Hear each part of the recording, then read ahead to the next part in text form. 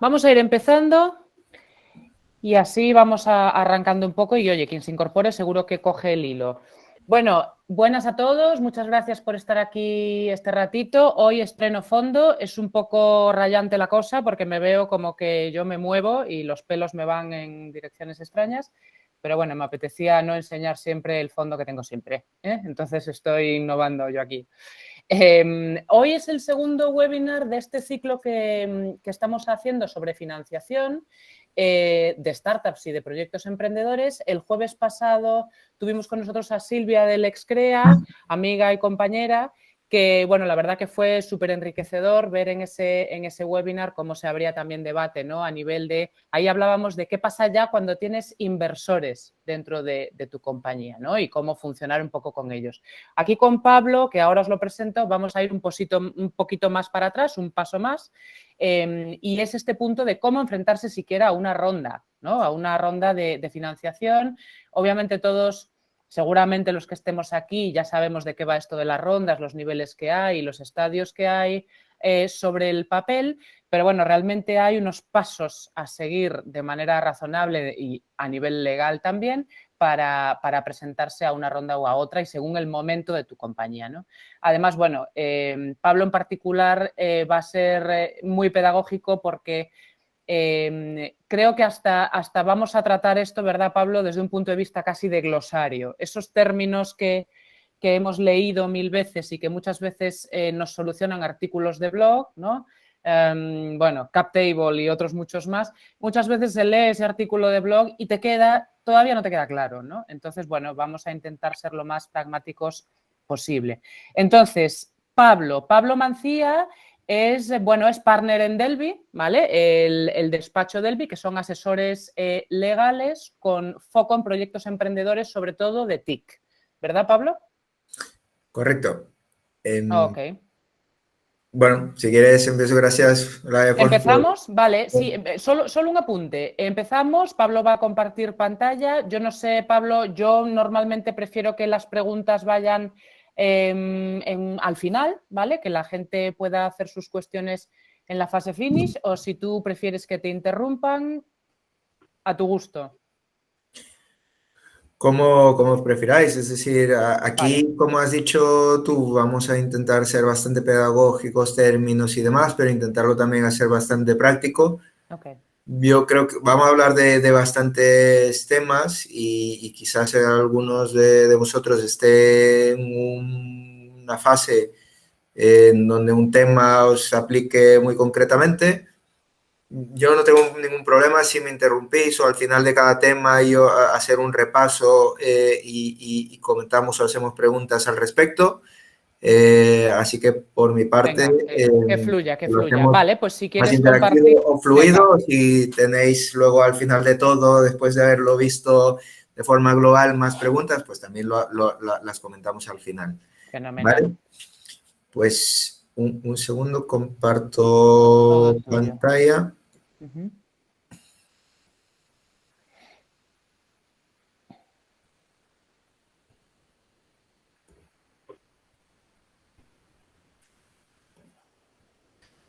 Vale, un momento. Ujú. A ver. Ok, sí, así es la Vale, presentación. Sí, si le das a pantalla completa para que lo veamos más grandecito, fenomenal, pero vamos, se ve. muy bien. Pues ahora lo vemos todos. Perfecto, sí. Vale, pues presento nuevamente, bueno, gracias Olaya por invitarnos a dar un poco de esta sesión y a compartir un poco de experiencia y demás. Mi nombre es Pablo Mancía, soy abogado y cofundador y partner de Delvi. Somos un despacho especializado en asesoramiento a empresas tecnológicas, de innovación, startups, desde fase inicial y ayudarles y acompañarles en toda su crecimiento. Y hoy hablaremos de las rondas de financiación, cómo enfrentarse a ellos. Básicamente es todos los elementos a tener en cuenta, qué conceptos vamos a hablar con los inversores y, como lo dije antes, intentarlo hacer de la forma más práctica posible. Si tenéis alguna duda y demás después de cada tema o punto en específico, pues las comentamos y nos esperamos hasta el final.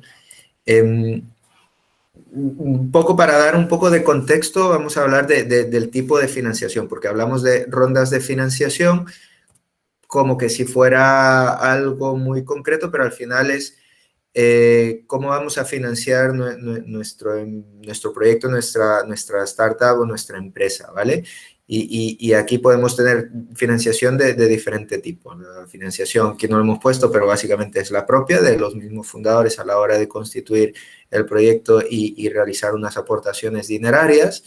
Podemos tener la financiación más tradicional bancaria, que pueden ser desde entidades financieras, con líneas como ICO, como pólizas de créditos, como préstamos normales. Los pros y contras es que aquí el banco pues quiere un plan de negocio con unas métricas financieras bastante definidas y quizás si nos dan financiación pues pedirán avales inicialmente a los socios fundadores y quizás esa no es la idea o no queremos correr esos riesgos y inicialmente pues no iremos a este tipo de financiación.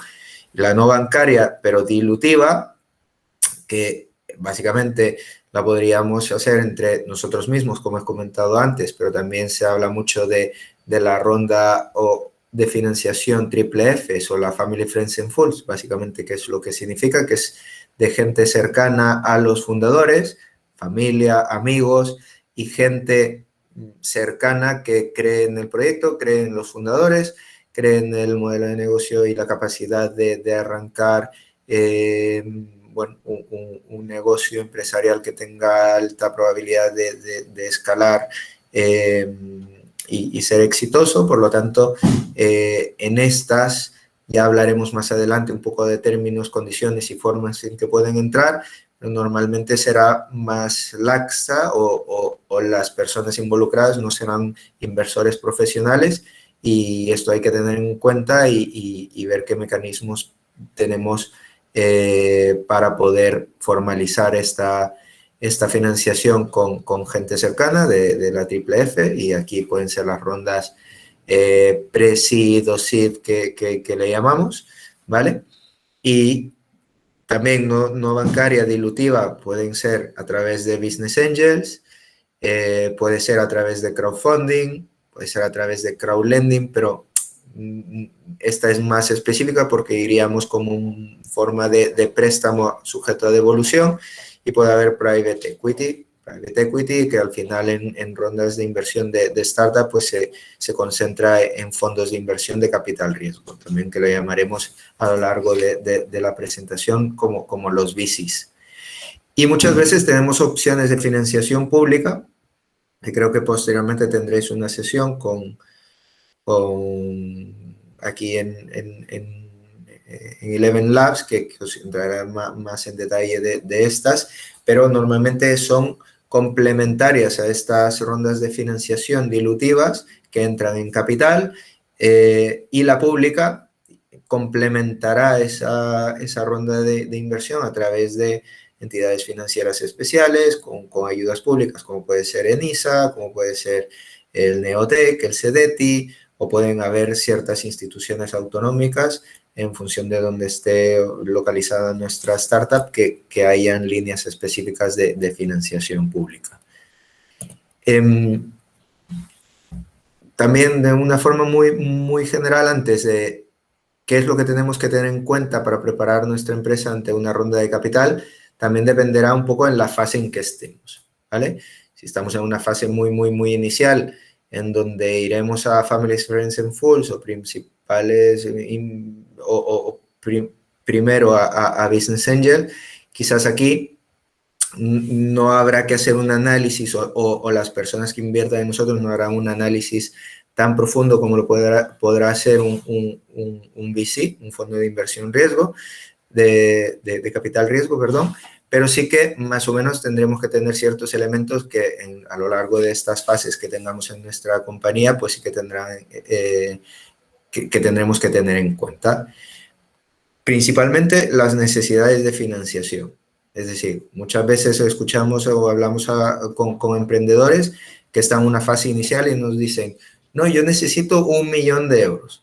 Hombre, pues perfecto, quizás a todo el mundo le irá muy bien para arrancar un negocio 1.000.000 de euros, pero entendamos nuestro mercado, entendamos que ahora mismo quizás solo tenemos un PowerPoint, entendamos que no tenemos equipo ni producto totalmente realizado y que todavía no hemos sido capaces de tener un MVP, de haber probado o validado un modelo de negocio, no hemos encontrado todavía product market fit, no hemos conseguido la atracción que tendríamos que tener para defender un poco estas necesidades de inversión. Por lo tanto, hay que tener en cuenta qué es lo que necesitamos para llegar al siguiente estado, al siguiente milestone, a la siguiente ronda de inversión, ¿vale? Y luego saber quiénes serán nuestros potenciales inversores a quien contactaremos. Es decir, si buscamos 150.000 euros, pues quizás no nos iremos al fondo de inversión que participa solo en las series A y que pone tickets de 500.000 en adelante, porque sabremos que eso es un no desde inicio y que no estamos en la fase para ir a tocarlos. De la misma forma, no pediremos a Business Angels que meten tickets de 10, 20, 50.000 euros que querramos levantar una ronda de 1,5 millones, porque entonces, bueno, será muy difícil levantar solamente con esos perfiles estas cantidades.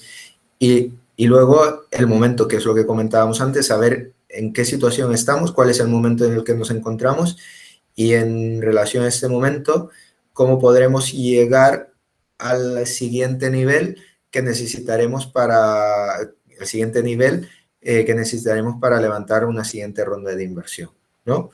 Por lo tanto, ante la decisión de levantar capital, que es tener en cuenta que nos vamos a diluir, tenemos que explicar un poco cuál va a ser este equity story, es decir, cuál va a ser las condiciones por las cuales vamos a indicar a los inversores que queremos levantar dinero, cuál va a ser nuestra valoración pre-money, post-money, cuál va a ser las condiciones de entrada en el capital, cuál va a ser la estrategia y táctica para identificar a estos inversores y cómo lo vamos a presentar, ¿no? Haremos un pitch deck o un investor deck que indicará un poco en qué momento estamos, cuáles son los problemas que queremos resolver con nuestra startup, cuáles son las métricas que hemos llevado a tener en ese momento y qué es lo que queremos levantar, cuál es el equipo y qué es lo que ofrecemos un poco a cambio, ¿no? Esto lo digo de forma muy, muy rápida porque no son cuestiones tanto legales, sino que más o menos un poco de estrategia de cómo iremos a buscar en la inversión dependiendo del momento en el que estemos. Ya entrando un poco en materia de términos y condiciones y conceptos más jurídicos o del sector de la ronda de inversión, lo primero que he comentado antes es el tema de hablar de valoraciones, ¿vale? Y se escucha mucho, aquí hablaremos mucho en adelante de terminología en inglés que viene un poco importada de la terminología de startups en Estados Unidos, ¿vale? Pero se usa mucho en el sector y en la industria un poco del venture capital, ¿vale? Siempre hablaremos de la valoración de la compañía en función del dinero que estamos levantando, ¿vale? Hablaremos de valoración pre-money o post-money. Por ejemplo, si decimos, por un ejemplo muy redondo, con números redondos, perdón, si levantamos o queremos levantar 100.000 euros a cambio de un 10%, ¿vale? Significa que estamos valorando nuestra compañía en 1 millón de euros, porque 100.000 euros es un 10% de 1 millón. Llevando esto a estos conceptos, la valoración pre-money es la valoración que damos, hipotética, a nuestra compañía antes de recibir la inversión. Y la valoración post-money es la valoración que le hemos fijado a nuestra compañía habiendo recibido la inversión, ¿vale? Por lo tanto, en el ejemplo que he puesto antes, si 100.000 euros es un 10%, ¿vale? En este caso, la valoración post-money es 1 millón, ¿vale? Porque 100.000 euros es 10% de 1.000.000. Esto significa que en este caso concreto nuestra valoración pre-money, o cuando hablábamos con los inversores, decíamos que nuestra valoración pre-money es 1.000.000 menos los 100.000 euros, por lo tanto, 900.000 euros, ¿vale? Y así sucesivamente, cuando hablamos con inversores y nos preguntan cuál es la valoración a la cual estás levantando capital, siempre de cara a nuestros intereses nos interesará decir que es una valoración pre-money. ¿Por qué? Porque la valoración post-money te marcas un anclaje que según levantes más o menos dinero, te va a cambiar el porcentaje de dilución que tendrás en tu compañía. Si tú marcas siempre una valoración post-money de 1.000.000, si querías diluirte solo 10%, únicamente lo puedes hacer habiendo levantado 100.000 euros, pero si levantas 150.000 euros, te vas a diluir más de un 10% porque el tope total de la valoración post-money será siempre 1.000.000. En este caso, habrá sido la valoración pre-money de 850.000 euros más 150.000 el millón, ¿vale? Cuando los inversores nos preguntarán que le compartamos un cap table o que nos pregunten cómo está estructurado nuestro cap table actual, esto básicamente es muy sencillo, significa cómo está repartido el capital, el equity, entre los socios actuales de la compañía. Básicamente, si tenemos 3 founders y cada uno está, si están a partes iguales, pues nuestro cap table será founder 1, founder 2, founder 3, cada uno con un 33% de la compañía, un 33,3% de la compañía, ¿vale? Después de la ronda de inversión y habiendo entrado 5 inversores, nuestro cap table será los 3 founders más los 5 inversores, un cap table compuesto por 8 socios, 3 founders y 5 inversores, ¿vale? Hablaremos acerca más adelante de los préstamos convertibles, participativos, no participativos, de las phantom shares, de los term sheets, si estos son vinculantes o no vinculantes, de las LOIs, que son letters of intent o cartas de intención, o memorándums de entendimiento, o MOU, que es Memorandum of Understandings. Al final, estos 3 conceptos que he dicho son cartas de intenciones, documentos que fijarán los términos básicos en los cuales vamos a hacer una operación concreta, ¿vale? Esto he repasado muy rápido porque cada uno de ellos los vamos a tocar ahora mismo a continuación. La primera forma de que puede entrar el capital en la compañía es a través de préstamos convertibles, ¿vale? Aquí la nomenclatura o forma de referirse a estos préstamos convertibles es varias en el sector, es decir, mucha gente se puede referir a ellos a notas convertibles, a préstamos participativos o a préstamos convertibles como tal, ¿vale? Todos tienen el mismo elemento de estos 3 conceptos de que entra el dinero y se contabiliza como una deuda con quien ha realizado la aportación. Pero el contrato establecerá unas cláusulas que preverá que serán capitalizables. ¿Qué significa que sea capitalizable un préstamo? Significa que se va a compensar esa deuda, en lugar de repagarlo, se va a convertir esa deuda en capital social de la compañía a cambio de la emisión de nuevas participaciones de la compañía, ¿vale? En lugar de pagar un préstamo, en lugar de devolver un préstamo de 50.000 euros, lo que haremos es emitiremos participaciones que tengan un valor de 50.000 euros y le daremos al acreedor, al inversor, esas participaciones y el inversor se considerará pagado de ese préstamo, ¿vale?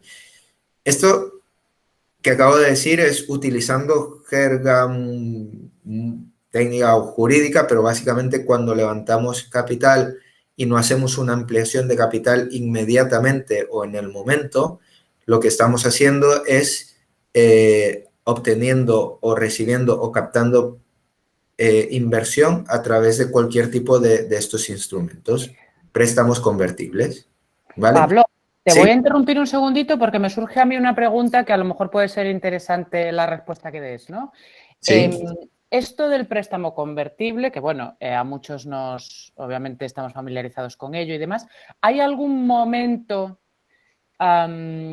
cualquier momento de la startup, del proyecto, de la empresa sirve para adquirir un préstamo convertible o hay algún momento mejor que otro para ponerte en esta situación de deuda en este caso? Correcto, es una buena pregunta en el sentido siguiente. Si quieres, explico la parte de la nota convertible y la uno Ok, vale, a tu pregunta. perfecto. Estábamos hablando de préstamos convertibles en el que tú fijarías las condiciones en que se va a capitalizar este préstamo, ¿vale? Cuando hemos hablado antes de la valoración pre-money y post-money, pues básicamente un préstamo convertible sencillo diría, oye, 50.000 euros te lo dejo y dentro de X periodo de tiempo, 6 meses, o en el plazo máximo de 6 meses, tú me vas a convertir este préstamo en capital social de la compañía a una valoración de 1 millón pre-money, ¿vale? Y eso está muy claro. La nota convertible, o lo que llamamos como nota, ¿vale? Viene de la terminología en inglés de convertible note, ¿vale? Básicamente lo hemos directamente traducido.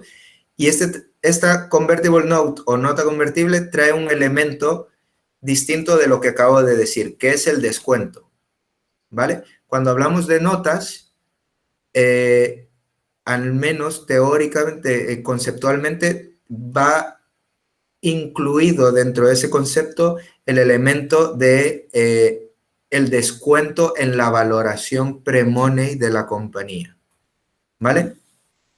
Entonces, ya una vez definido el préstamo convertible y definido la nota, contestando a Olaya, que creo que su pregunta es muy interesante, muchas veces, ¿cuál es el momento de utilizar este instrumento? ¿Vale? Muchas veces en una fase muy inicial de la compañía, en donde, como comentábamos antes, no tenemos tanta atracción, no tenemos todavía un MVP quizás, o es muy inicial el momento en el que está la compañía, para poder defender ante inversores que mi valoración pre-money es de 1 millón, es de 1,5 millones, es de 2 millones o lo que sea, utilizaríamos una nota convertible para evitar hablar de las valoraciones, porque diríamos en esa nota convertible, oye, tú inviertes 50.000 euros ahora mismo y en el próximo año yo tendré que hacer otra ronda de inversión. Y en esta otra ronda de inversión, ahí sí que hablaré con otros inversores más adelante cuando ya haya tenido más tracción, cuando haya cumplido con ciertos hitos u objetivos o ya haya podido desarrollar más funcionalidades o ya tenga, ya esté facturando de X al mes, podré decir que ya mi valoración es de 1,5 millones.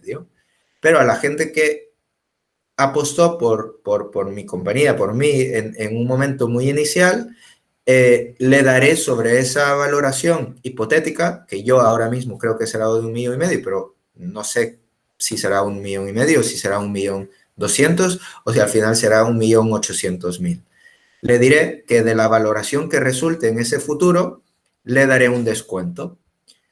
¿Vale? No sé si he contestado un poco en ese sentido a tu pregunta, Olaya. Sí, sí, total, porque además estás apelando a la lógica, que me parece muy razonable, ¿no? O sea, tú puedes estar en un momento súper inicial, claro, tú decías, si no tienes un MVP, bueno, es que si no tienes un MVP, ni te plantees, ¿no? Seguramente pasar más allá de una ronda de las 3 Fs, ¿no? Co- Desde luego. Correcto, entonces, Claro. pero también esto sucede mucho con los inversores, nos dicen, oye, me quiero hacer me planteo hacer una ronda con gente cercana, con Family, Friends and Full. Mm. ¿Qué valoración le doy? Pues básicamente será un poco inventada. ¿Podrá ser 300.000 pre-money? Ok. ¿Podrá ser 750.000 pre-money? Ok. Ok. No hay una respuesta correcta sobre este punto. Depende un poco qué es lo que quieras tú darle o no, el importe de esa ronda que vas a hacer y demás. Exacto. Si no quieres fijar una valoración, incluso puede ser de cara a los fundadores hasta de su interés no fijarla y fijar esa nota convertible, decir, oye, pues vamos a captar estas primeras X miles de euros a través de esa nota convertible y ya más adelante vamos a capitalizar con un descuento.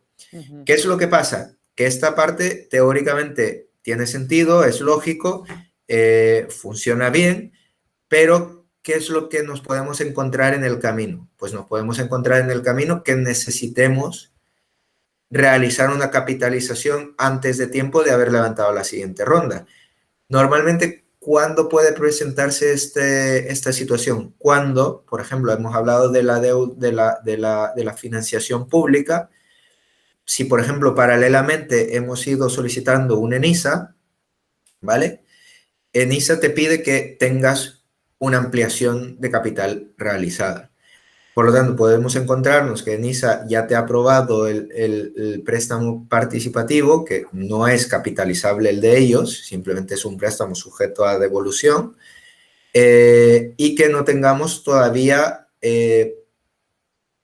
a la luz cerrar la siguiente ronda o la ronda completa que teníamos en mente, pero nos vemos en la obligación de capitalizar la parte que hemos levantado de Family, Friends and Fools, aunque tuviéramos una nota convertible, y tenemos que definir y decidir acerca de una valoración. Eso es, eso ¿Vale? es. Pablo, tenemos a Mohamed que quiere hacerte una pregunta seguramente. Vamos a escuchar a Mohamed y luego avanzamos en las siguientes slides. Hola, Mohamed. Hola, hola Pablo. Hola. Primero lo siento por mi español muy mal. Tranquilo. No te preocupes. Tengo una pregunta, por favor, sobre el promedio capital pre-seed que los venture capital empresas en España o Europa ofrecen, por ejemplo.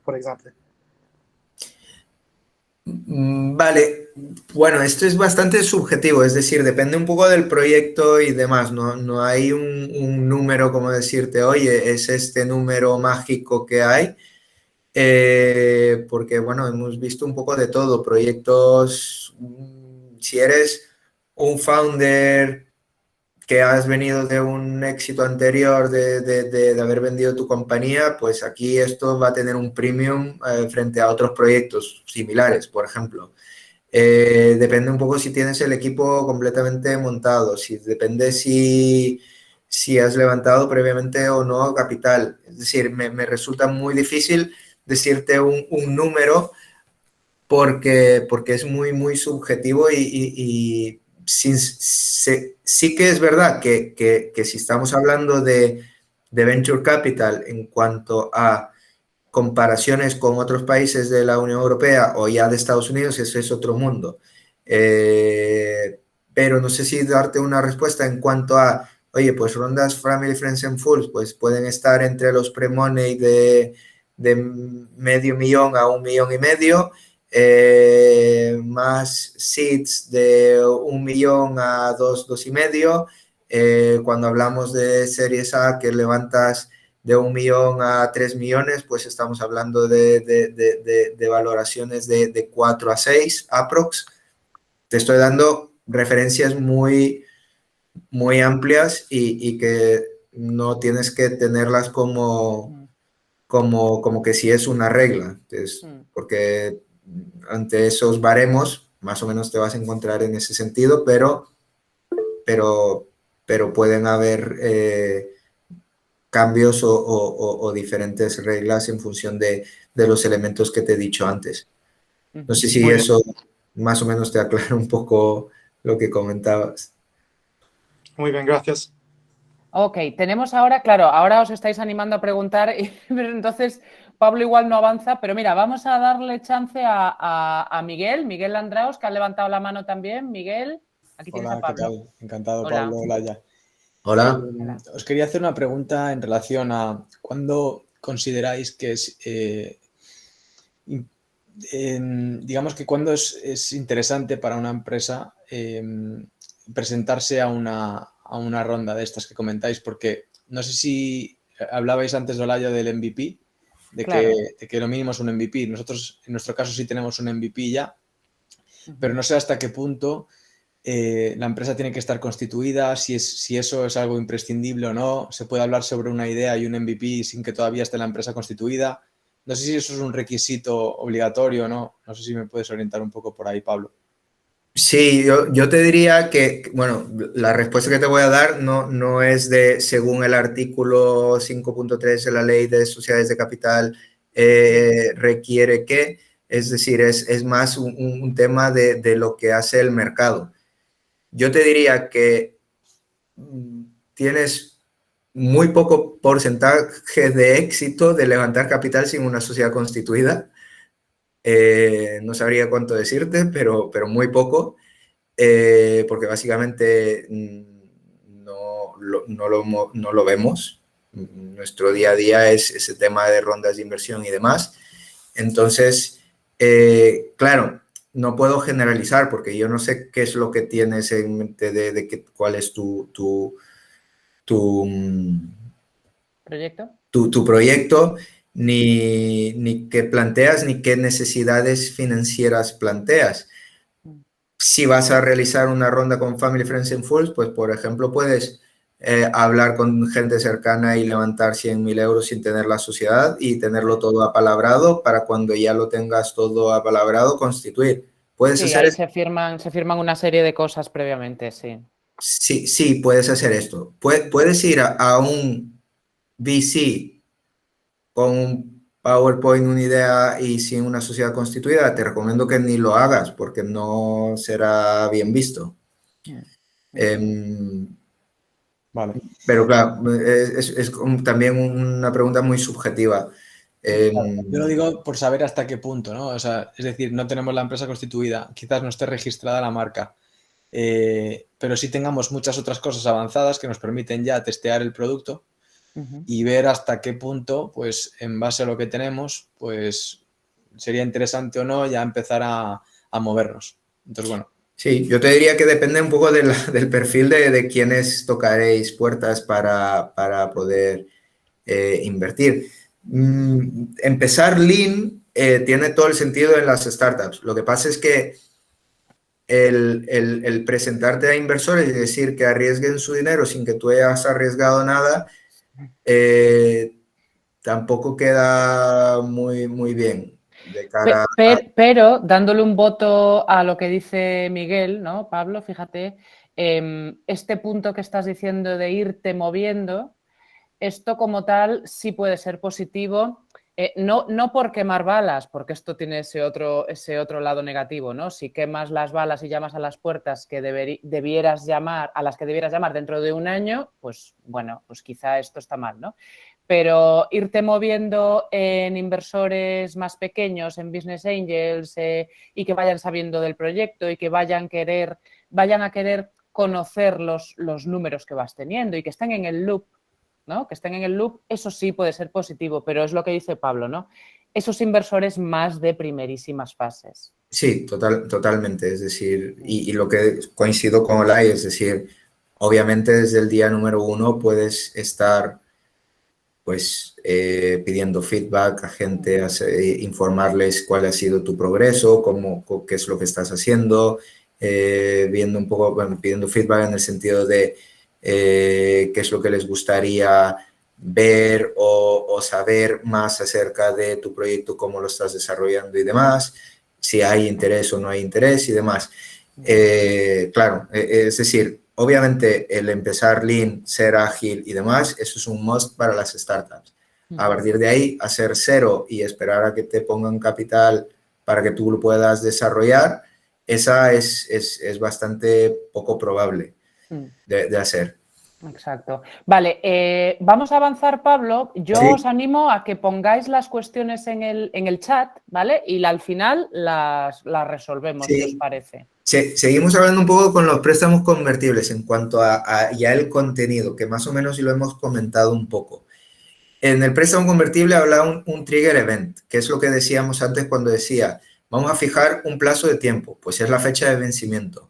Vamos a indicar que va a ser cuando levante la segunda ronda de inversión. ¿Va a ser una ronda cualificada o no cualificada? Normalmente definiremos en el contrato qué es lo que significa cada una de ellas. No hay un término jurídico o un mínimo que nos diga cuándo es una ronda de inversión cualificada.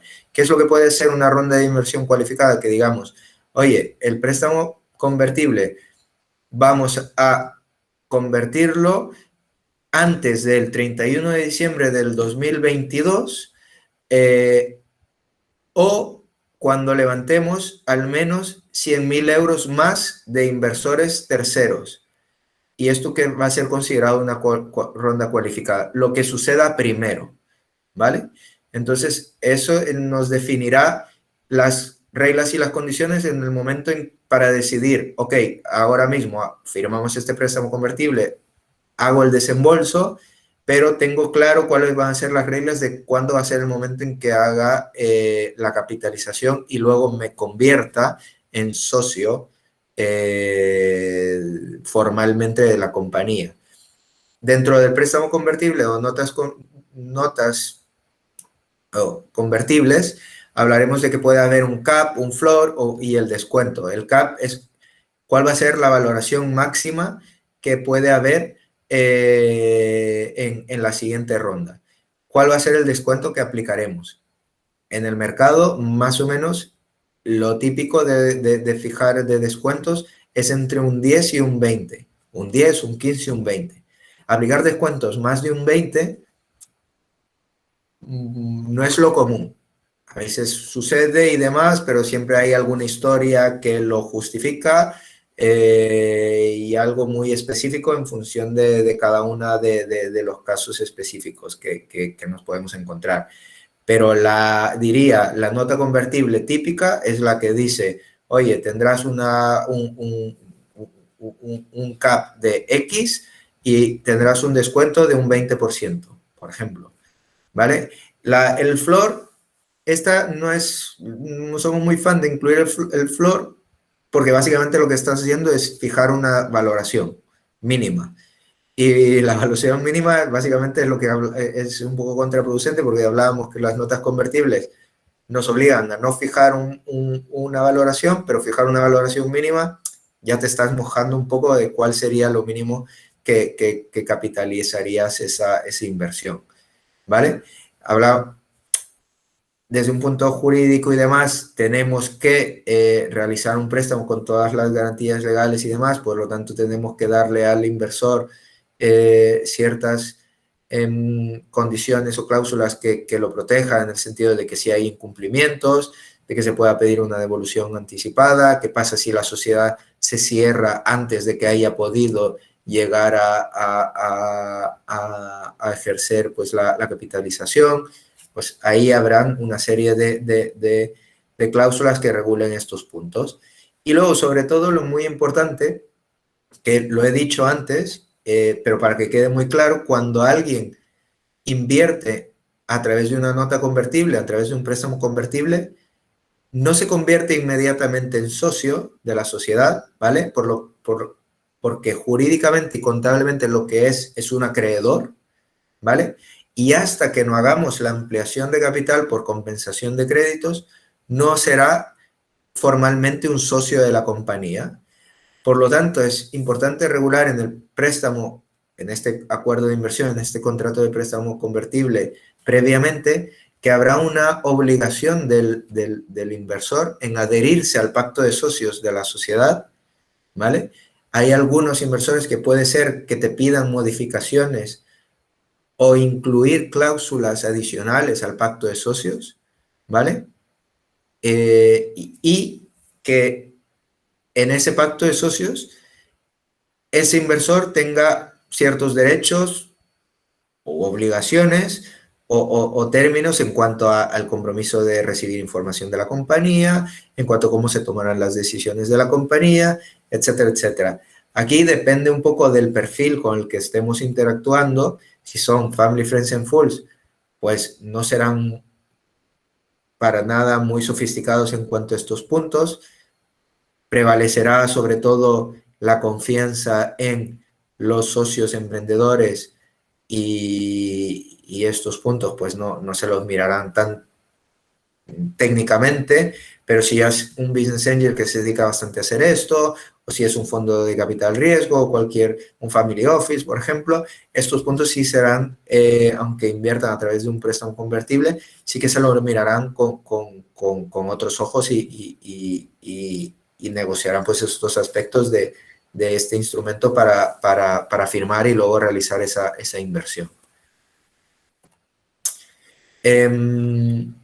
Luego hemos hablado de préstamos convertibles, notas convertibles, pero también para que tengáis una idea y la diferencia de muchas veces se le llama préstamo participativo a lo que es un préstamo convertible. No todo préstamo participativo es convertible y no todo préstamo convertible significa que es un préstamo participativo. Lo explicaré, ¿vale?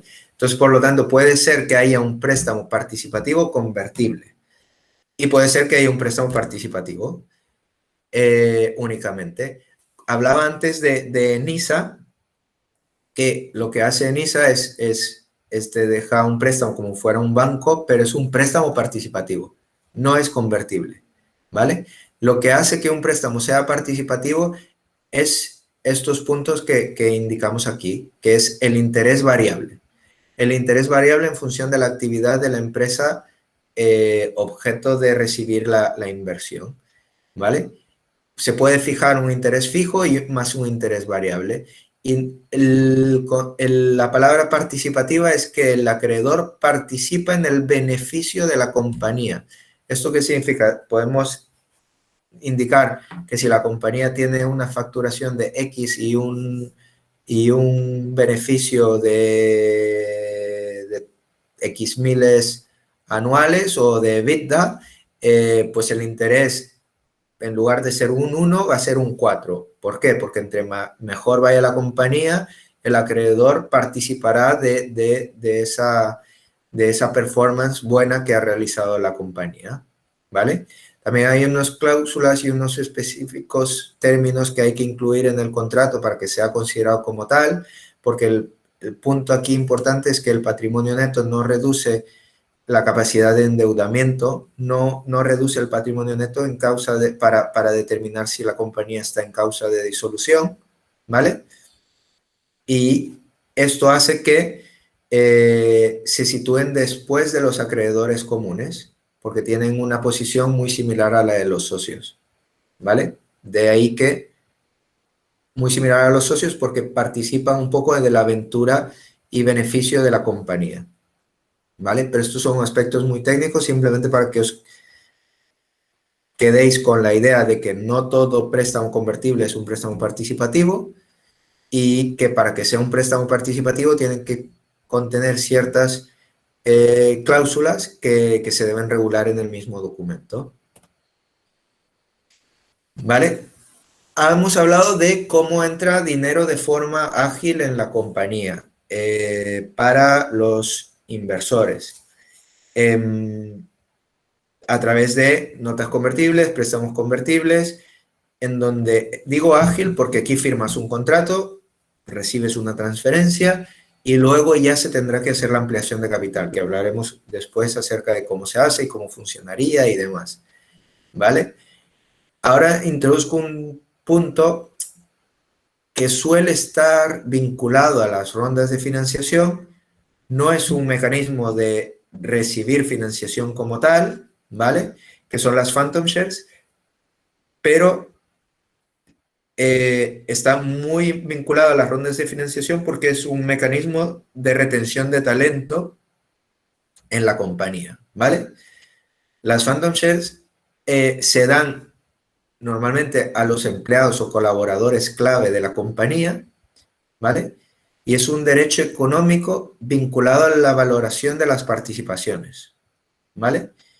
Y como aquí indicamos antes, la finalidad es un poco incentivar, motivar, alinear los intereses de los founders, de los socios, de los inversores, con el de los empleados, sobre todo de los empleados clave y colaboradores, que son gente que han empezado en la compañía, que quizás deciden incorporarse en la compañía incluso ganando un salario bajo, pero porque creen en el proyecto, les motiva el proyecto y quieren hacerlo crecer, ¿vale?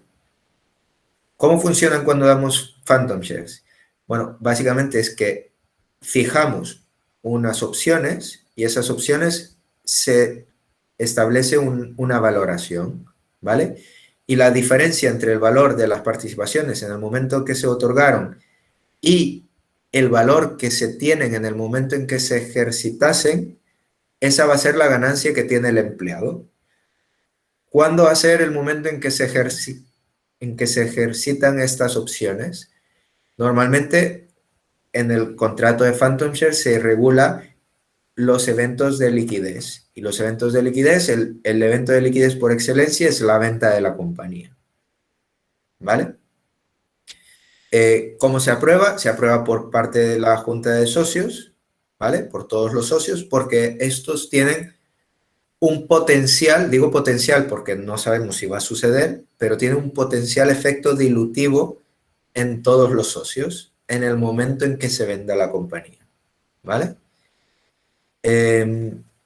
Aquí comentamos estos puntos. ¿Quiénes son los beneficiarios? Pues los trabajadores, colaboradores, altos cargos, incluso algunas veces por determinadas circunstancias pueden ser los mismos founders quienes sean los beneficiarios del plan de Phantoms, ¿vale? Normalmente siempre suele haber un vesting, que es un periodo de permanencia obligatorio que deben tener los beneficiarios para ir consolidando, de acuerdo a ese periodo de tiempo, sus derechos y sus opciones. Y se regulan cláusulas good liver y bad liver, que básicamente son cláusulas que determinan, oye, ¿cómo vamos a tratar el caso de que un empleado, un colaborador clave, un beneficiario, se desvincule de la compañía? Ya sea se vaya, ya sea lo echemos o cualquier otra situación que haga que ya no esté trabajando en la compañía. Y básicamente, tal como lo dice el nombre de las cláusulas, pueden haber desvinculación buena, good liver, o puede haber una desvinculación mala, bad liver. Y en función de estos puntos, pues habrán unas consecuencias u otras. El precio base de las Phantoms o de las opciones en el momento de asignación de las Phantoms. Imaginémonos que acabamos de hacer una ronda de 1,5 millones post-money. Y en ese momento vamos a contratar a gente y le vamos a dar Phantoms. ¿Cuál va a ser el precio base de esas Phantoms? Según la valoración de la compañía, 1,5 millones.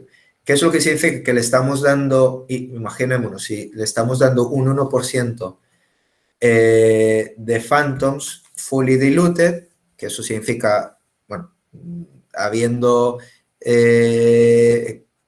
quitado todas las obligaciones que hay de por medio para todos los socios en cuanto a dilución, ¿vale? Si el beneficiario tuviera un 1% después de haber hecho esa ronda, no es que tendrá un 1%, sino que a él se le darán opciones que en ese momento equivalen a 1% de 1,5 millones. Soy malo para las matemáticas, pero que son 12, ¿no? 1.500 o 15.000 euros, 15.000 euros, creo. Y diríamos, estas opciones son 15.000 euros. No es que le estemos dando 15.000 euros, sino que desde el momento en que valen 15.000 euros, él podrá beneficiarse cuando valgan 16, 17, 18, 19, 20 o 40. Si esas valen 40, no es que se llevará 40, sino que se llevará 40 menos 15. ¿Sí? Y luego el ejercicio de las operaciones, de las opciones, que hemos hablado del evento de liquidez general. Y de la oferta voluntaria, lo solemos incluir en los planes de Phantoms, que es un cajón desastre que en cualquier momento la compañía pueda liquidar, es decir, pagar esas phantoms a los empleados, ofreciéndoles una salida de venta que básicamente es pagarle un bonus que al final es lo que reciben cuando hay ese evento de liquidez. Aquí hay un ejemplo de lo que estábamos hablando antes del fully diluted. El fully diluted funciona dentro de una cap table. Esto sería una cap table de, por ejemplo, en la Constitución hay 3 socios a partes iguales, tienen un 33,3% cada uno, pero luego se crean unas phantoms de hasta un 5%. Las phantoms, en este caso, serían 158 opciones, partiendo del supuesto que hay 3.000 participaciones, tienes que crear 158 para que representen un 5%. Y el efecto dilutivo está en la casilla que dice porcentaje of shares fully diluted, en el cual se ve que el efecto dilutivo es de un 5% sobre el 33% de las participaciones que tiene cada uno de los socios. ¿Sí? A eso me refería con fully diluted. ¿Vale? Luego, ¿cómo funciona una ampliación de capital? Pablo, disculpa, dale a ocultar a este footer que tienes en pantalla, en tu pantalla. Ah, vale, perdón, que No, tranquilo. Dice que se veía, vale. Ya está, ya está. Por si se veía aquí. Ah, vale, que aquí no se veía muy bien, vale. Sí. Ok, pues financiación del proyecto, bueno, perdón, eso sí. ¿Cómo funciona una ampliación de capital? Ya hemos hablado de que puede ser por un préstamo participativo, pero hasta que no se hace una ampliación de capital, no entra un inversor en la compañía, ¿vale? ¿Por qué una ampliación de capital? Porque el aumento o la ampliación de capital es crear nuevas participaciones, ¿vale? De las ya existentes, y el dinero, la inversión, va para la compañía, ¿vale? Si no creáramos nuevas participaciones, las únicas formas de que alguien pueda convertirse en socio de la compañía sería comprar participaciones existentes. ¿Y qué es lo que significa? Que uno de los socios los tiene que vender. Y si uno de los socios los vende, el socio que vende es quien se lleva el dinero, ¿vale? Quizás parece muy lógico, pero hay que decirlo porque es la única forma que un inversor invierte en la compañía, a través de una ampliación de capital, ¿vale? Aquí hay un ejemplo en donde hay una startup que se ha constituido con 3.000 euros de capital social, que es el mínimo legal para constituir una sociedad. Se han creado 3.000 participaciones de 1 euro cada una de ellas, ¿vale? En donde el socio A tiene un 40%, el socio B tiene un 60%, cada uno de ellos ha tenido que desembolsar el valor de cada una de sus participaciones que le corresponden, por lo tanto 1.200 y 1.800 en este caso, ¿vale? Y van a recibir una inversión de 100.000 euros a cambio de un 10%. Recordaros que hablamos del tema de las valoraciones, en este caso el pre-money es 900.000 euros, post-money, valoración post-money es 1.000.000, ¿vale? Y en este caso ya está aquí definido, se tienen que crear 333 nuevas participaciones de 1 euro cada una, ¿vale? Esto es muy importante porque aquí cuando decimos hay que crear 10% nuevas participaciones, nuestro instinto natural es decir, ah, vale, pues creamos 300, pero no son 300, porque 300 no es 10% de 3.300, ¿vale? 333 sí que es 10% exacto de 3.333, ¿vale? Entonces el inversor que pone 100.000 euros realmente solo está adquiriendo o comprando 333 participaciones de 1 euro cada una, porque si adquiriera 100.000 participaciones de 1 euro cada una, quien tenía 1.200 y 1.800, pues tendría un 0,0036 elemento, ¿eh? Es decir, que que la dilución sería brutal para los socios actuales. Por lo tanto, aquí hay un concepto jurídico, pero también contable, que es el de la prima de emisión. ¿Vale? La prima de emisión, el concepto es el sobreprecio que paga un socio sobre el valor nominal de las participaciones de la sociedad. ¿Vale? En este caso concreto, esto es algo que harían los abogados, que haríamos nosotros, pero si lo leyeras luego en la escritura de ampliación de capital, diría que el socio inversor adquirirá 3.300 participaciones 333 participaciones de 333 euros, de €1 cada una de ellas, y que habrá una prima de emisión en la operación global de 99.667 euros, ¿vale? Que es el sobreprecio que paga por las 333 participaciones que hemos comentado antes. De esta forma, el inversor adquiere un 10%. Y, como veis, los socios se diluyen proporcionalmente un 10% también. ¿Vale?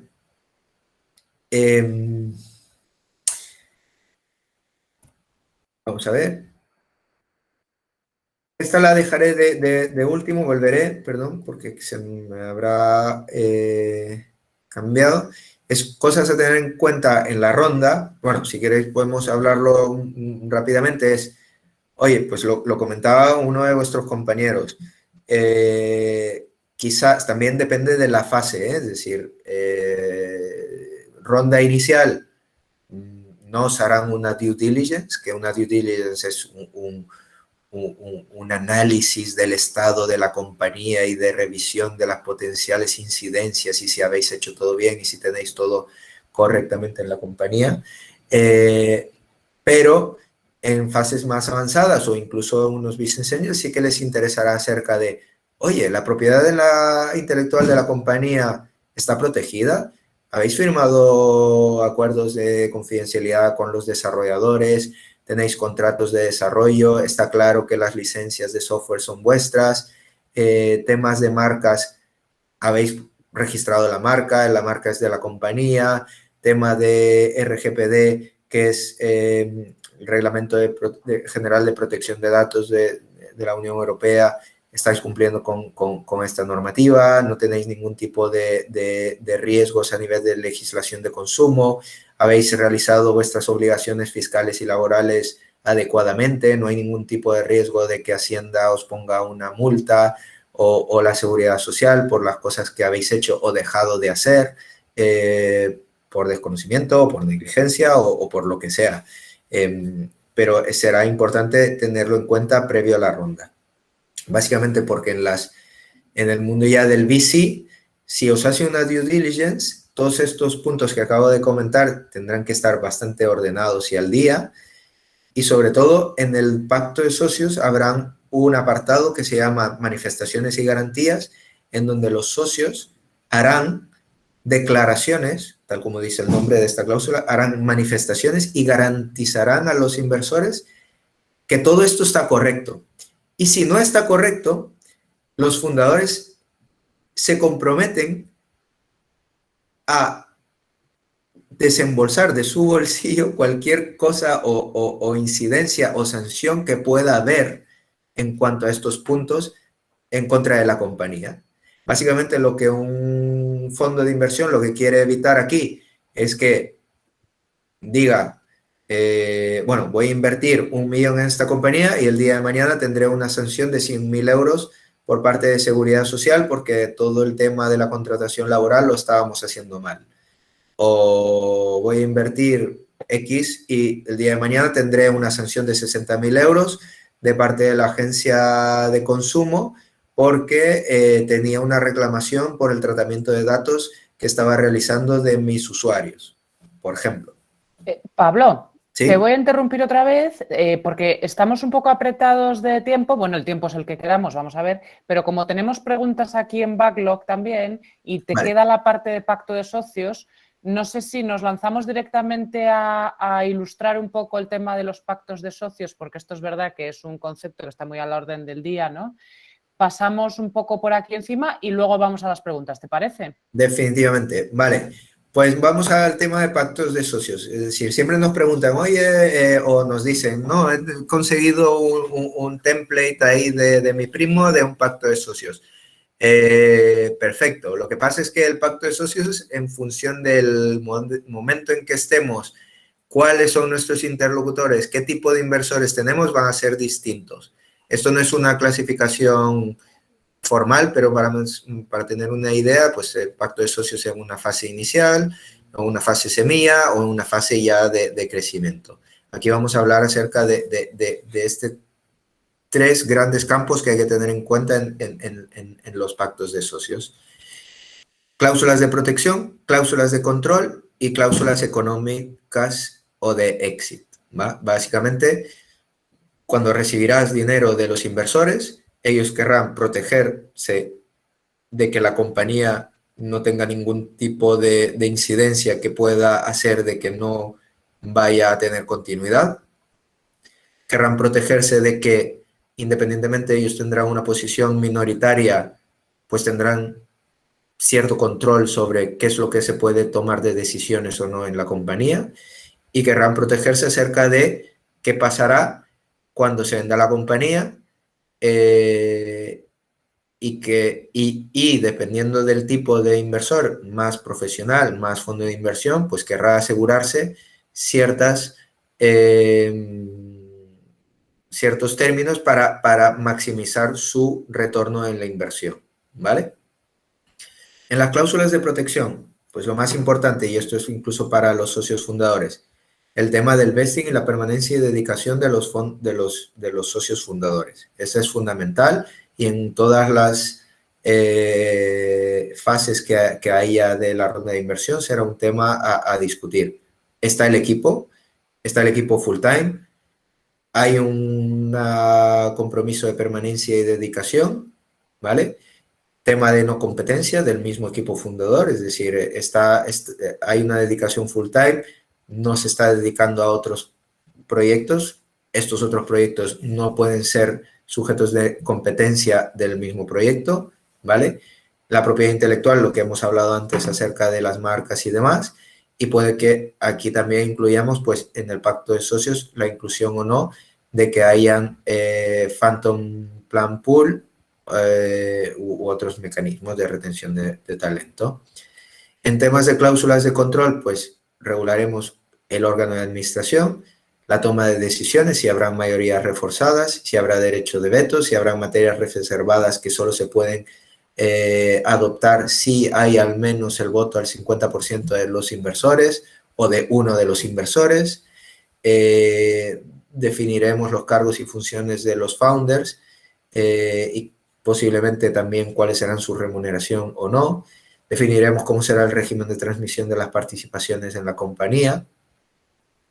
Y luego en las cláusulas económicas, las más típicas pues serán las cláusulas de arrastre, que en su forma más usual o común suele ser una cláusula de protección del socio mayoritario, pero a medida que avanza la compañía y el perfil de inversor se vuelve más profesional, aquí el inversor, el VC, va a querer que la cláusula de drag along sea más hacia poder ellos asegurar que de que van a poder realizar una venta, incluso, depende cómo se negocie, pero incluso en algunos casos muy extremos, sin el consentimiento de los founders, siempre y cuando haya unos mínimos previamente acordados. La cláusula de tag along, que es más de acompañamiento y es una forma de bloqueo de, oye, si alguien vende el resto de socio también puede vender en proporción a su porcentaje que tiene de participación. En inversores más fondos de capital riesgo tiene sentido o será muy común que hablen de liquidación preferente en caso de exit. Básicamente, la liquidación preferente funcionaría en el sentido de que si el inversor ha invertido 1 millón, cuando haya un exit, el inversor se va a llevar el primer millón para él, y luego si tenía un 10% y se ha vendido a 10 millones, se llevará otro millón. ¿vale? Si no tuviera liquidación preferente y el inversor tuviera un 10% y se vendiera a 10 millones, solo se llevaría 1. Si tiene una liquidación preferente de 1 por 1, hay gente que incluso, hay inversores o fondos que quieren 1 por 2 o un 1.5. Si fuera el ejemplo de 1 por 2 y se vendiera por 10, pues tiene que recuperar el millón que ha puesto por 2, es decir, 2 millones. Y luego, si tiene un 10%, recibirá de lo que quede, es decir, de 8 millones, ese 10%, por lo tanto recibirá 2.800.000, cuando si no hubiera tenido esa liquidación preferente, solo hubiera recibido 1. Esto sobre todo en fondos de capital riesgo en fases muy avanzadas. Si hay un inversor, un business angel o alguien que en la primera ronda os propone que haya una liquidación preferente, esa es una alarma, una bandera roja. ¿Por qué? Porque ya estáis hipotecando todas las devoluciones y potenciales retornos de la compañía. Si lo dais a uno, los siguientes lo van a querer, sí o sí. Y por lo tanto, si hacéis una cascada de liquidación preferente, la venderéis a 0 y los socios fundadores se llevarán quizás un 0,5. Lo venderéis a 10, perdón, y los socios fundadores podrán llevarse un 0,5 porque todo ha ido a pagar liquidaciones preferentes. Por poner un ejemplo muy, muy, muy extremo. Y la cláusula antidilución, aquí es muy importante hacer pedagogía en este sentido porque, muy importante, nunca, nunca, nunca, lo he dicho 3 veces, pero nunca, nunca, nunca puede existir de que alguien tiene un porcentaje y no se diluye, ¿vale? Eso es una aberración jurídica, no se puede negociar ni tiene sentido en los deals o negociaciones que hagáis con cualquier inversor, que os proponga que él tendrá un porcentaje y que ese porcentaje nunca se va a diluir. Y aquí me remito a este ejemplo muy, muy, muy gráfico.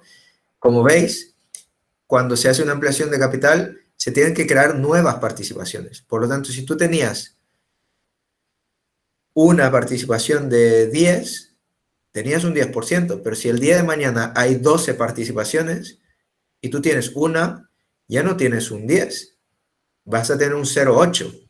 Y la única forma en que puedas tener un 10% más es teniendo un 1,2.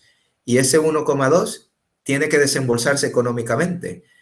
Por lo tanto, cuando alguien os dice una antidilución en el sentido de que nunca me diluiré, básicamente es que no tiene idea.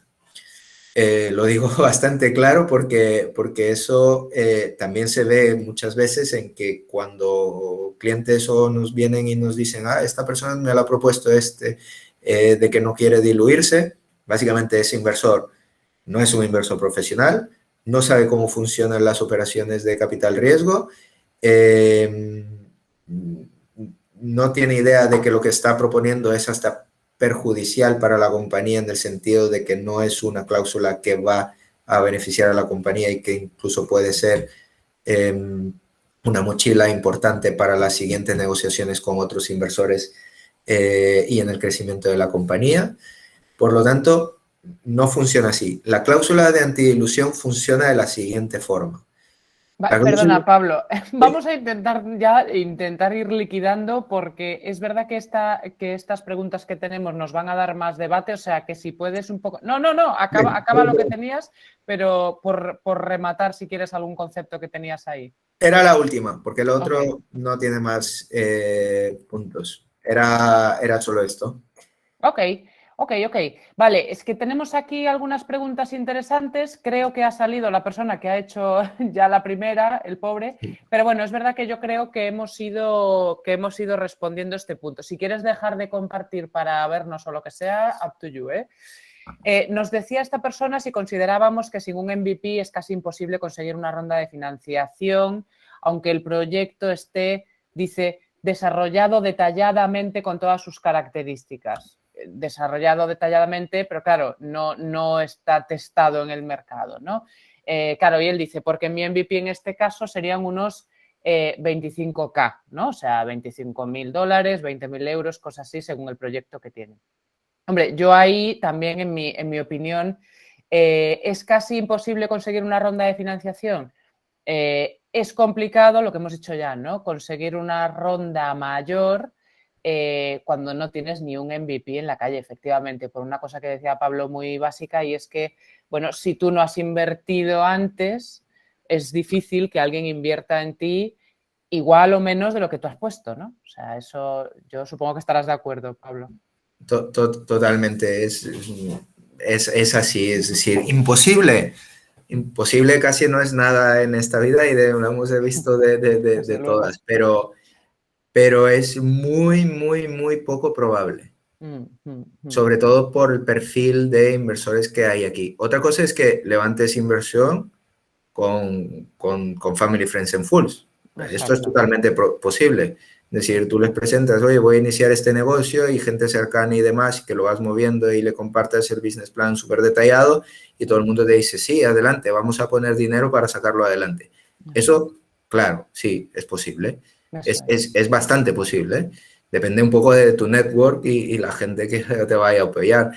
Pero inversores profesionales, no, muy poco posible. Por ejemplo, esos 25.000 euros pues son perfectos para esa primera ronda Friends, Fools and Family, ¿no? Efectivamente. Correcto. Vale, Alberto nos plantea un escenario que me parece muy interesante, ¿no? Queremos incluir una persona ajena como colaboradora del proyecto, ellos son 3 y no pueden pagar un salario así de buenas a primeras. ¿Todo esto que hemos estado hablando, Pablo, de Phantom Shares, es el mecanismo ideal para ese caso? Sería el mecanismo ideal si tenemos previsto alinearlo a largo plazo con los intereses de la compañía y sus planes de crecimiento. También hay que decir que el plan de Phantom, usualmente, esto no es una regla, pero hay una regla no escrita, que incluso los fondos aceptan que una compañía venga con un plan de Phantom de hasta un máximo un 5%, ¿vale? Máximo un 10%. También, pero no debería estar concentrado en una persona, ¿vale? Entonces, si nos movemos en estos baremos, puede ser, es decir, si al final creamos un plan de Phantoms de un 5% y le damos a esa persona un 3%, porque es una persona que ha estado desde el inicio y queremos involucrarla y demás en la compañía, es posible. Si estamos hablando de que es una persona donde queremos darle participación de hasta un 15 o un 20, no son las Phantoms el mecanismo ideal. Vale, yo creo que queda claro. Sebastián nos preguntaba por aquí si recomendabas algún tipo de estrategia o cláusula legal a incorporar en los terms que pueda ser utilizada en el proceso de negociación ante un VC con el fin de que éste no solo base su equity en la eventual valoración e inversión que hace en tu startup. No sé si hemos entendido esta cuestión. ¿Recomiendas algún tipo de estrategia o cláusula legal a incorporar en los terms que pueda ser utilizada en el proceso de negociación ante un VC, no solo para que base su equity en la eventual valoración? No sé si la entiendo 100%, pero si el objetivo es decir que si hay alguna estrategia o alguna cláusula que que incorporándola nos va a servir como argumento frente a futuros VCs para la negociación de la valoración de la compañía, si es así, es decir, yo diría que no, básicamente cada momento será un partido distinto y aunque hayamos dicho antes, oye, queremos que la ronda siguiente sea de 5 millones, pues da igual que hayas incluido en los documentos. Al final la realidad te encontrarás con una situación o una realidad específica y ante esa realidad pues tendrás que adecuarte y ser flexible en cuanto a las posibilidades que hay en ese momento. Creo que ese es el punto, no sé si tiene otro sentido. Ok. Sebastián, sí, dinos. Hola Pablo, ¿me escuchas? Sí. Bueno, antes que todo, muy agradecido por tu presentación. La verdad que estuvo bastante didáctica y ayudó un montón para efectos de una ronda de financiación. Mira, mi pregunta apunta principalmente a este mismo sistema que eventualmente tú planteaste, ¿no? Yo tengo una valoración, por ejemplo, de mi startup que es de 1 millón, ¿vale? 1 millón de euros. Consigo una ronda de inversión por 100.000 euros, ¿vale? Que eso equivale al 10% de participación o equity de mi startup, ¿vale? Entonces, mi pregunta apunta, si existe algún tipo de estrategia o alguna cláusula legal, como decía, que pueda ser utilizada en el proceso de negociación con el VC, ¿vale? Con el fin de que ese porcentaje o participación del 10% baje. Por ejemplo, yo pienso en un first refusal right o el derecho a una suscripción preferente, ¿vale? Que le puedo dar yo, por ejemplo, a un VC en el caso de una venta de mi startup. No sé si tú en tu experiencia tienes algún otro tipo de cláusula legal o eventualmente mecanismo de negociación que yo pueda utilizar ante un VC con el fin de que esa participación del 10%, cláusula legal me refiero porque claramente, tomando lo que tú dijiste antes, es distinto estar con un product market fit ya desarrollado o que estar, obviamente, tener una estrategia de monetización o simplemente tener una simple idea. Claramente ahí los porcentajes pueden bajar, pero no obstante mi pregunta apunta desde una cláusula legal que podría ser incorporado en los terms y que te sirva para negociar con los VC. No sé si he sido claro. Es que vuelvo a indicar, tú puedes decir mis y todas las cláusulas que quieras, pero luego al final es un tema de oferta y demanda, de mercado, el rollo. Has hablado del First Right Refusal y de Preemptive Rights. Esto es básicamente un derecho de adquisición preferente. Todo socio la tiene y sí, esta se incluye. Y eso es para que ellos puedan ejercer su derecho de adquisición preferente en nuevas rondas de inversión y demás. Pero ese derecho de adquisición preferente entre nuevas inversiones y demás se tendrá que negociar en su momento en cuanto a las valoraciones. No hay nada escrito que vaya a obligar a un inversor a invertir en el futuro a unas valoraciones determinadas. No sé si es por ahí donde iba tu pregunta. Sí, es que mira, te cuento una experiencia personal. Lo que pasa es que yo participé en una ronda de inversión en Estados Unidos y la verdad que en el proceso de due diligence, ¿vale? Con este venture, eventualmente se hizo todo el tema de la valoración de la empresa, se llegó a unos montos, se llegó al acuerdo, ¿vale? Con una simple regla de 3, eventualmente nosotros buscamos una ronda de 2.5, ¿vale? Que correspondía a cierto porcentaje en base a la valoración de la empresa, que era de alrededor de cerca de 12, ¿vale? El porcentaje que tenía era en base a la regla de 3, o sea, si el es que 12,5 no es igual a un... 100, yo te pongo 2.5, ¿cuánto es mi porcentaje? Vale, y llegamos, ¿qué es lo que pasó con este VC? Llegamos a un acuerdo, antes de firmar obviamente los terms, en el cual les ofrecimos, y ellos mismos nos propusieron el First Refusal Right, que en el caso, obviamente, de que una venta de la startup, ellos tenían el derecho de suscripción preferente. ¿Qué es lo que pasó? Que con eso nosotros pudimos negociar una baja en su equity o participación dentro de que no fuera por la regla de 3. A eso voy mi pregunta. Si tú tienes algún tipo de experiencia o caso similar que sea con otro tipo de cláusula legal que te haya pasado, te haya tocado ver en un investment round. No, Sebastián, perdón que te corrijo, pero es que en el caso de venta, un first right of refusal no tiene nada que ver porque es un derecho de adquisición preferente en el caso de venta de un tercero, o el fondo lo adquiere o es un tercero que lo adquiere. No termino de entender porque el ejemplo que tú me pones no veo la relación de una cosa con otra. Si os parece, como este es un caso muy concreto y obviamente la profundización podría ser grande, ¿no? No sé, os invito a que podáis conectar a título privado, ¿no? Si nos escribes y lo claro, vemos. Efectivamente. No, te lo agradezco, Pablo. La verdad, muchas gracias. Gracias. Gracias a ti. Como estamos fatal de tiempo y hay media sí que tenemos que desconectar, voy a escoger una última pregunta que he visto por aquí y cerramos con esta si os parece. Yo creo que esto todos tenéis seguro cuestiones que plantearle a Pablo, ¿no? La verdad que es un lujo tener una persona así de clara y así de experimentada a este lado. Voy a coger a Juan José. Nos pregunta Juan José si se puede pactar una antidilución durante los primeros 2 años para funders o si eso será negativo para la captación de inversores. Bueno, la pregunta es que, perdón que lo plantee así, entonces no vas a captar inversión, porque si tienes un 100% y no vas a dar nada, Claro. ¿qué es lo que vas a dar?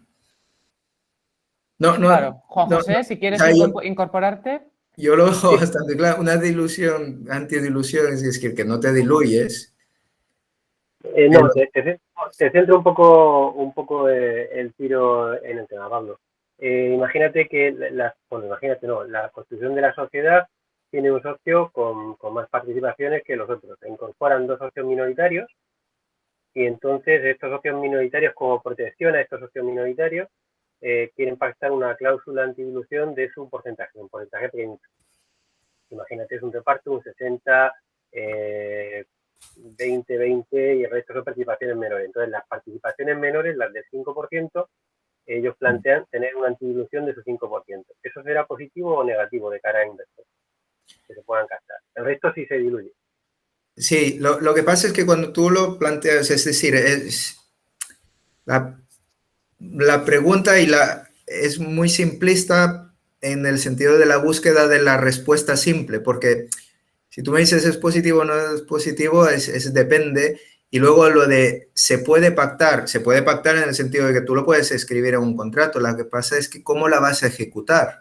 ¿Cómo la vas a ejecutar en el ejemplo que yo he puesto anteriormente? Porque la persona que tiene el 60 y las personas que tienen el 20-20 que quieres proteger y no diluirlas, cuando se creen nuevas participaciones, es que tendrán que adquirir nuevas participaciones para luego mantener ese porcentaje de ese 20%.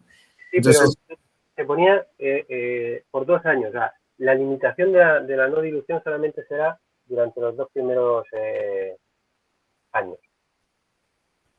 Sí, es que el plazo de tiempo no veo que sea relevante, como sea 2 años o 18 meses o 2 meses. El hecho es que si durante ese tiempo hay una ronda de inversión, habrá que ejecutar una forma en que ellos mantengan ese mismo porcentaje, porque la otra forma es directamente que no hagas una ronda en 2 años, esa es la forma en que no te diluirás, pero no creo que vaya por ahí la pregunta. No, no es el caso. Claro. Era simplemente protegerlos, de esa forma se diluye los accionistas mayoritarios y los minoritarios se les protegía. Pero vuelvo a decir, es decir, o sea, la respuesta es si tú me dices, podría hacerse. Lo que pasa es que no es automático lo de la no dilución. Eso implicaría que esos socios minoritarios, de alguna forma, pongan una inversión o adquieran nuevas participaciones, y luego lo que significaría es que en la ronda habrían diferentes valoraciones con los riesgos fiscales que eso implica, en cuanto a que un inversor invierta 100.000 y que a ellos les digas que de alguna forma tienen que, estoy diciendo números inventados, es decir, esto habría que bajarlo con números, pero ellos tendrían que desembolsar o aportar a la sociedad una cantidad proporcional a lo que el valor nominal suponga para mantener un número de participaciones que en el resultado final supongan el mismo porcentaje que tienen actualmente. Y eso aplicaría la dilución solo al socio mayoritario. Por poder, se puede hacer. Riesgos fiscales que Hacienda le expliques que a un inversor le estás vendiendo participaciones a un valor nominal y a otro a valor con un premium de una prima de emisión elevada. Lo siguiente, de cara al inversor, pues quizás no le importe mucho o sí, eso es una valoración más subjetiva que pueda tener los inversores en cuanto a cómo va a realizarse. Y luego está el tema temporal de que en 2 años, ¿cuántas rondas vas a necesitar? ¿Vas a necesitar una o varias rondas? Y si ese mecanismo que acabamos de describir lo podremos hacer una o varias veces con la problemática jurídica y fiscal que implica la implementación, porque yo la parte de pactar, porque al final esto es una línea, un pacto de socios, que esto es muy importante determinarlo, que tenéis que hacer este tipo de acuerdos asesorados, porque el papel lo aguanta todo, pero luego lo que acordemos tiene que ser luego ejecutable de una forma eficiente y jurídicamente correcta. Gracias. Muy bien. Gracias, Juan José. Se quedan cuestiones sin responder, se queda gente sin hablar, pero nos hemos quedado sin tiempo. Desde luego, Pablo engancha este tema porque es infinito. Claro, o sea, las casuísticas, los casos, los supuestos son infinitos según el caso, ¿no? Yo me quedo también con que aquí muchas cosas, no hay nada escrito en piedra, ¿no? Muchas cosas se pueden pactar, se pueden poner en un contrato y no hay estándares para todo, ¿no? Es complicado. Y luego, desde luego, me quedo también con otra cosa y es que pedir inversión profesional antes de conocer tu mercado, antes de tener un equipo formado y funcionando, antes de tener tu MVP, un business plan y demás, es complicado, ¿no? Va a ser muy complicado conseguir esa financiación. Por mi parte, bueno, Pablo, millones de gracias por estar este buen rato con nosotros, esta hora y media con nosotros, desde luego ha sido un éxito. Gracias a ti, Olaya, y gracias a todos por haber aguantado un poco esta chapa un poco a nivel de términos jurídicos. Esta chapa, dice. Leo a Sebastián un poco y nada, entiendo lo que decías y sí que es verdad que en este caso podrías incorporar una cláusula de este estilo. No es el first right refusal que estamos acostumbrados en cuanto a terceros, pero sí que puede ser una opción de compra. Eso es una opción de compra, es una call option en cuanto a la venta completa de la compañía. No sé si tendría interés el VC en adquirir. Normalmente no es su negocio adquirir 100% de las compañías. Normalmente es invertir para salir porque terceros adquieren, pero bueno, por poder se podría. Fenomenal. Sí, de todas maneras, en el caso de nosotros fue un VC que estaba dentro de una multinacional, por tanto sí le interesa la compra de este tipo de VC. Es que hay, caso por caso, todo es posible, claro. Todo es planteable. Y por eso, finalmente, estoy de acuerdo contigo en los VC, pero un VC desarrollado por una multinacional sí le interesa comprar pequeños negocios, ¿no? Total. Está muy de moda hoy en día también. Puede ser, sí. Total. Bueno, os emplazo a todos a que busquéis a Pablo Mancía en LinkedIn y a Delvi y que contactéis con ellos para cualquier tema que queráis ampliar. Gracias a todos. Os invito a agendaros al próximo jueves que hablaremos con los amigos de ATKI, sobre todo de conseguir financiación pública. Y nada, nos vemos pronto. Gracias, Pablo. Gracias a vosotros. Gracias a todos. Hasta luego. Gracias, buenas tardes.